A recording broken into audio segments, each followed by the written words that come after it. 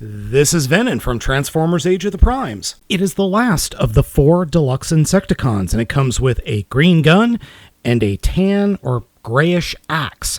And these two can combine into an even bigger axe. Venin is a great modern update of that original Generation 1 figure. We've got the coloring down pat, we've even got the weird wings down pat. The bright orange, neon green, and cream colors all work incredibly well. He's got some really nice molding, especially there on the tummy, and that line going all the way up to the head, and the overall head sculpt is quite good. Could use some light piping, but I do forgive it. Giving a 360 degree, you can see some big old bug legs hanging off the back. These are all posable. They are all on ball joints. They pop off, but they pop right back on very easily. The wings are translucent, and unfortunately, they get in the way a lot. It's just the nature of this figure. Venin's posability is pretty good. His head is on a swivel, but can look up and down because it's on a hinge joint. His upper antenna will collapse down or can be sticking straight up. Arms are on a swivel at the shoulder, hinge just outside that, swivel at the bicep, bend at the elbow is 90 degrees on what appears to be a ratchet joint, but it doesn't ratchet. There is torso swivel, legs can kick forward and kick back and can kick out.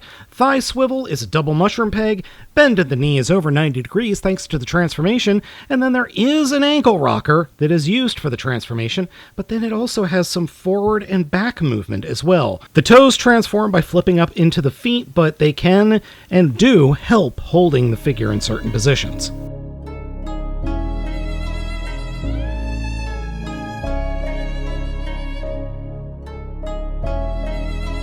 So now that we have all 4 of the deluxe Insecticons together, it does make me a little bit miffed that Venin, or aka Venom, is the only true original mold, which begs the question, Hasbro is definitely going to remold this thing, but what are they going to remold it into? I have no idea. Let me know down in the comments. Now, when my son first saw Venin out of the box, he immediately pointed at it and said, "Pumpkin Man!" And that kind of makes sense given it's almost spooky season. I'm recording this at the end of September 2025. And then I realized something when I got these other 3 off the shelf. We have 4 American holidays here: Thanksgiving, St. Patrick's Day, Halloween, and Easter. Look, you can make fun of me all you want. Oh, look, it's a Sunny kitty. Hello, Internet. This is Sunny. This is our kitten. We got her in January of this year. She's so cute. Say hi, Sunny. Sunny. Hello, Sunny girl. Hello. You may know that we lost Misty back at the end of last year, so we got Sunny in the beginning of January, and she's been such a snuggle bunny. Yes, she is a little bun-bun. Hello, Sunny. Please do not nuzzle the electronics. Oh no, here she comes! Alright, where were we before the cat showed up? Oh yes, me being crazy and thinking these are the holiday Decepticons. I do like this figure quite a bit. I am very happy with it, but that doesn't mean it's not got some problems. The first of which is the fists. They just pop off. They're on these tiny little pegs, and just did it there. Every time I try to move them, or I try to put a weapon in the hand and pull the weapon out, they just pop right off.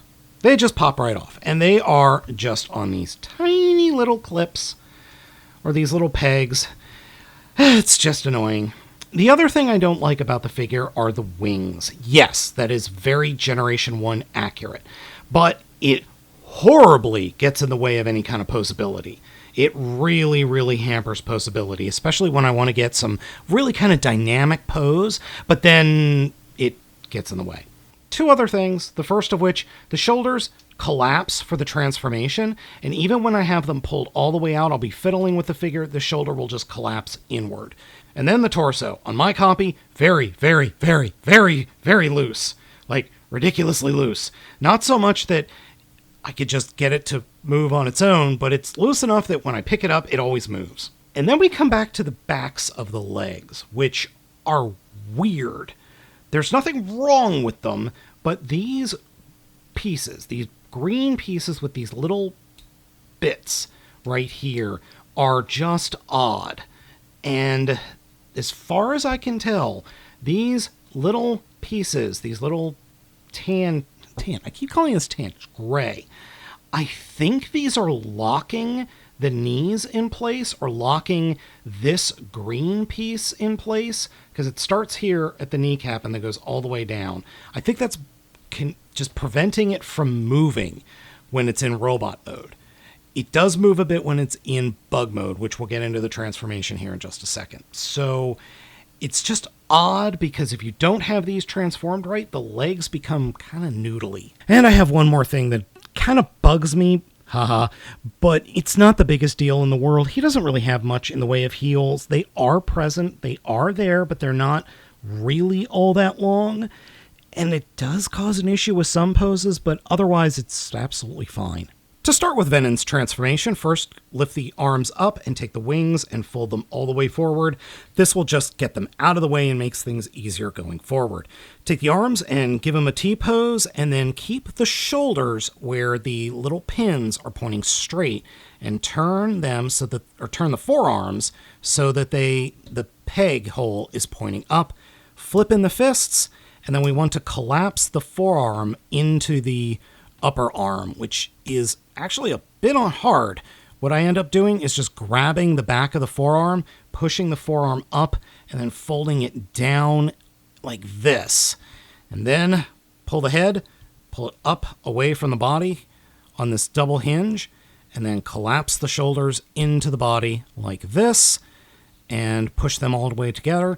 Flip the head down, and there are 2 peg slots on the back of the head, and they will peg into the slot or to the pegs that are on the back of the or top of the shoulders. Just push them together and then push the antenna down in between the legs like that. All right, we got that part done. Take the arms, fold them down, and make sure that the hips are straight, and fold them down in like this. And keep those wings up, and take the toes, fold them up. Split the legs apart and flip the feet to the inside of the legs. Turn the legs so the knees are pointing inside or into the middle of the legs, and then come to the back and flip up this little gray piece on both sides. If you don't do this, you will not be able to transform the legs. I've learned that the hard way. Then flip the leg up, and we want to get this little square piece on the back of the forearm lodged into that section right there. And I often have to take the legs and just flip them all the way forward like this just to get some clearance. We just kind of futz with it and get everything lined up. There we go. Do the same thing on the other side. And just get that in there any way you can. There's no clean way to do it, I have found. It's just got to brute force it a little bit. Push the feet together, push the legs together, bring the wings down and spin them. And we want the smooth part to be pointing to the top of the bug and the textured part to be pointing towards the bottom. Plus there are these tiny little pegs that will slot into these little peg holes or peg holders right there. Then we can take the legs and bring them out, fold them out. I like to do this, and then instead of putting the legs flat, I will push them down as far as they will go, because then what we can do is, now the directions have you put the guns or the gun on the side and the axe on the side, but I have found there is plenty of clearance if you've got the legs pointing all the way down to put the gun underneath the body of the bug. And there we go. We've got a cicada. Now, this is a weird take from me, but I actually think the G1 figure pulls off the cicada form a little bit better in one specific way, which I'll get to in a minute. Otherwise, I think the bug mode is perfectly fine. It's perfectly serviceable. The orange, the red, and the green, and the gray all work incredibly well. It looks like a monster pumpkin bug, which my son was 100% correct calling it that. Overall, it works, except for the damn head. Now, the thing I hate about this is if you look at it from the front, it's okay, except for the visor. I absolutely cannot stand that. The original G1 figure had that thing as well, but I would have loved something that could cover up the face and give it some more texture. That would have been fantastic. But then you've got this giant hole right here at the base of the neck for the robot mode. And that just pulls me out of the idea that this is supposed to be a bug instead of a bug-shaped spaceship. I really, really hate it. I cannot unsee the visor. If I kind of cover it up with my thumb, then I can see a bug face. And let's face it, cicadas are really ugly buggers. But I know. It's not the end of the world. It's not the most important thing in the world. But dang nabbit, it just irritates the ever-living bejesus out of me. Now, at the end of the day, are my quibbles all that important? Not really. But considering that Venin, or Venom, has only ever had one G1 accurate figure made since the original figure, that being the one that's being reviewed today, I would have liked some of these things to have been corrected. And don't get me wrong, I'm very happy that we have a unique mold for this character.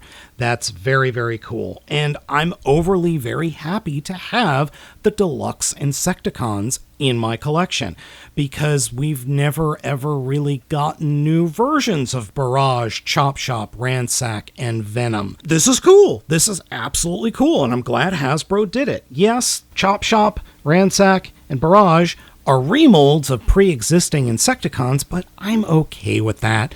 They did enough and added enough to these two guys, Chop Shop and Barrage, to make them truly unique. And, well, how many different ways can you make a Locust? So the question is, does Venin belong in your collection? I think so. I think you should pick this figure up because it is a fun figure. It's not perfect by any stretch of the imagination. It's got flaws, but it's still really cool.